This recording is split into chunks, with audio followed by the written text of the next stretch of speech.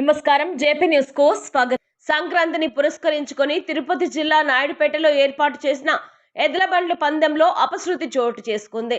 పందాలను తిలకించడానికి వచ్చిన జడిసి జనాల మీదకు రావడంతో నాయుడుపేట మండలం మేనకూరుకు చెందిన పేరంశెట్టి పోలయ్య 58 సంవత్సరాలు ఎడ్లు ఢీకొనడంతో గాయాల పాలయ్యాడు।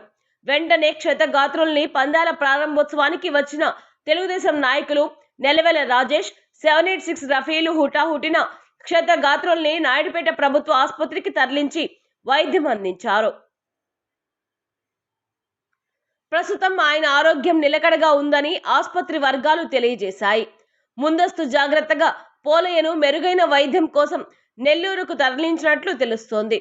ప్రభుత్వ ఆసుపత్రి వద్దకు చేరుకున్న సూలూరుపేట నియోజకవర్గ ఎమ్మెల్యే నెలవెల విజయశ్రీ, ఇన్ఛార్జ్ నెలవెల సుబ్రహ్మణ్యం బాధితుని ఆరోగ్యం గురించి ఆరా చూసి నెల్లూరులోని అపోలో హాస్పిటల్ యాజమాన్యం సంప్రదించి బాధితుడిని అక్కడికి పంపే ఏర్పాట్లు చేశారు।